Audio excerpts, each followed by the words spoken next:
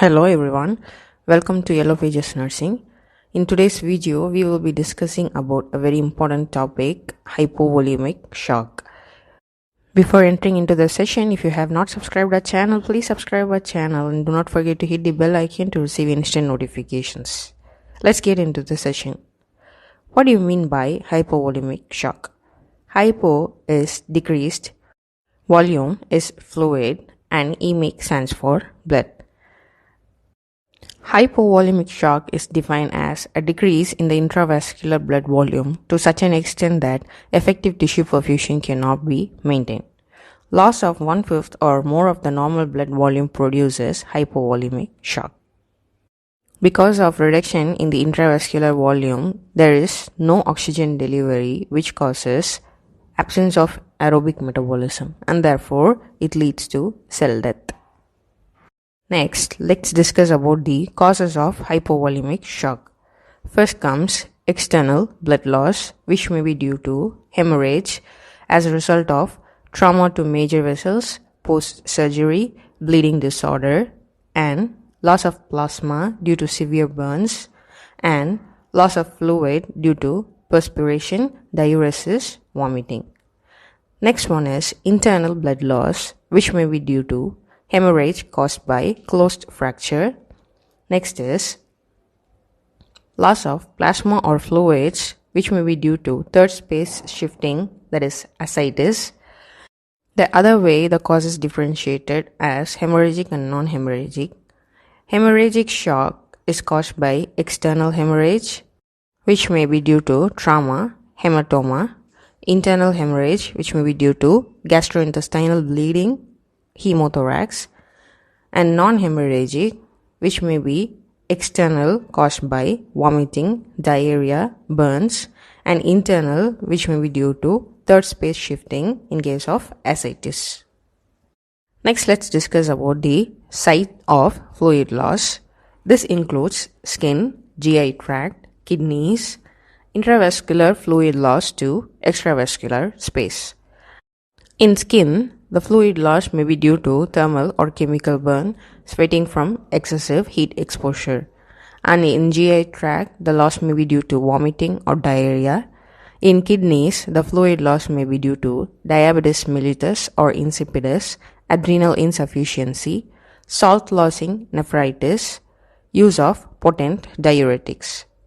Intravascular fluid loss to extravascular space may be due to increased capillary permeability secondary to inflammation or traumatic injury, for example, crush, anoxia, cardiac arrest, sepsis, bowel ischemia, and acute pancreatitis. Now, let's discuss about the pathophysiology of hypovolemic shock.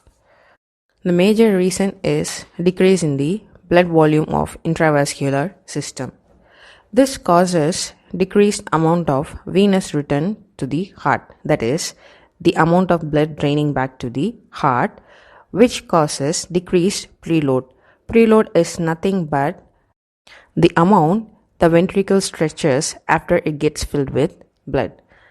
And hence there is not much stretching because there is no fluid enough to fill them. This leads to decreased stroke volume, which is the amount of blood pumped by the left ventricle with each beat.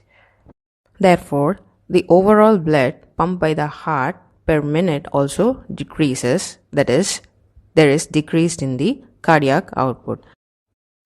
If cardiac output falls too low, the amount of blood that should be going to the organs or tissue cells per minute will drastically fall, which will lead to decreased tissue perfusion to the organs. First comes skin, where body preferentially vasoconstricts extremities to preserve central circulation to vital organs. This causes cold, mottled extremities. Next comes brain, where there is decreased cerebral blood flow causing cerebral hypoxia, and this leads to loss of consciousness. Next is heart, where there is decreased myocardial contractility, decreased blood pressure, increased heart rate, that is tachycardia. Next comes kidney, where there is decreased blood flow causing renal ischemia, decrease in glomerular filtration rate causing renal failure and oliguria. The decreased blood flow in kidneys may be due to decreased myocardial contractility. Next comes the body tissues, where there is inadequate delivery of oxygen causing increased lactic acid production, decreased clearance of lactate causing lactic acidosis. Now, classification. There are 4 classes of hemorrhage that are based on the amount of blood lost. They are Class 1, otherwise called initial stage, Class 2, otherwise called compensatory stage, Class 3, also known as progressive stage, and Class 4, known as refractory stage. Now, let's discuss each one based on the amount of blood loss. Class 1, up to 15%, that is 750 ml of blood loss. Class 2, 15 to 30%, that is 750 to 1500 ml of blood loss. Class 3, 30 to 40%, and that is 1500 ml to 2000 ml blood loss. And class 4 includes over 40%, that is more than 2000 ml of blood loss. Now, let's discuss about the clinical changes in each of the classification. First comes blood pressure, which is normal in class 1 category. Increased diastolic blood pressure is seen in class 2. Systolic blood pressure less than 100 is seen in class 3, and systolic blood pressure less than 70 is seen in class 4. Heart rate, normal in class 1 category. Slight tachycardia is present in class 2 category. Tachycardia more than 120 beats per minute is seen in class 3, and tachycardia more than 140 beats per minute is seen in class 4. Next comes respiratory rate, which is normal in class 1, increased in class 2. Tachypnea more than 30 is seen in class 3, and extreme tachypnea is present in class 4. Next comes mental status, which is normal in class 1. There is slight anxiety and restlessness in class 2. Confused state is present in class 3. Lethargy and coma is seen in class 4. Next comes skin. Skin is paler in class 1. Pale and cool skin is seen in class 2. Sweating is present in class 3. Extreme sweating will be present in class 4. Next comes urine output, which is normal in class 1. 20 to 30 ml per hour is seen in class 2. 20 ml per hour is seen in class 3. And in class 4, it may be negligible or anuric. Next comes bowel sound, present in class 1. Hypoactive bowel sound seen in class 2. Absent in class 3 and class 4. Next comes capillary refill, which is normal, that is less than 2 seconds in class 1, more than 2 seconds in class 2, with cold and clammy skin. More than 3 seconds cool and pale skin in class 3, more than 3 seconds cold mottled skin in class 4. When we look at this initial stage, that is class 1, the clinical changes are normal and the patient is asymptomatic. And skin may be normal or become pallid. But when we look at the class 4 or refractory stage, it is a life-threatening one where it can lead even to organ failure and there is no compensatory mechanism. Next, let's discuss about the diagnostic evaluation of hypovolemic shock. In blood, it is diagnosed by increased serum osmolality, increased hematocrit, increase in serum blood urea nitrogen and potassium, and increase in serum lactate. In urine, it is diagnosed by increased urine osmolality, increased urine specific gravity, and decrease in urine output. Next comes ABG, where there is decreased pH, decrease in partial pressure of oxygen, increase in partial pressure of carbon dioxide, and base deficit. Next comes imaging studies. First is CT scan or ultrasound to visualize body organs, echocardiogram, which is an ultrasound of the heart, electrocardiogram to assess heart rhythm, endoscopy to examine the esophagus and other gastrointestinal organs. It is also diagnosed by classes of shock as we discussed in the previous slide, whether it is class 1, 2, 3 or 4. Next comes the hypovolemia management, which depends on identifying and treating the underlying cause of hypovolemia. The major goals for managing hypovolemic shock are maximizing oxygen delivery. This is completed by ensuring adequacy of ventilation, increasing oxygen saturation of the blood, and restoring blood flow. Next is control further blood loss by identifying the site of blood loss and managing further. Next is fluid resuscitation, where crystalloids, colloids and blood transfusion is done in order to manage the fluid loss. Next comes the emergency management of hypovolemic shock.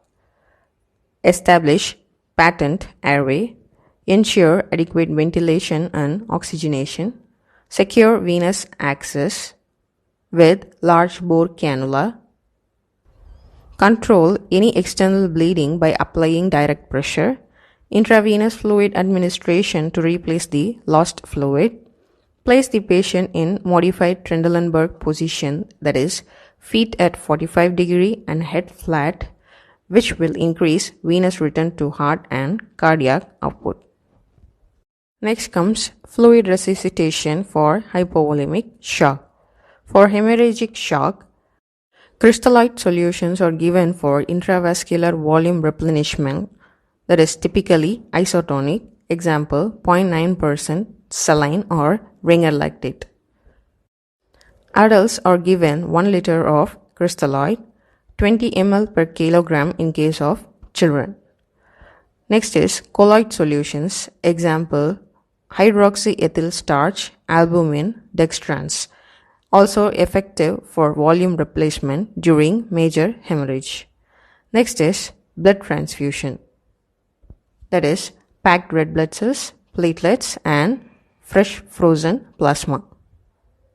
In case of non-hemorrhagic hypovolemia, isotonic crystalloid solutions are typically given for intravascular repletion during shock and hypovolemia.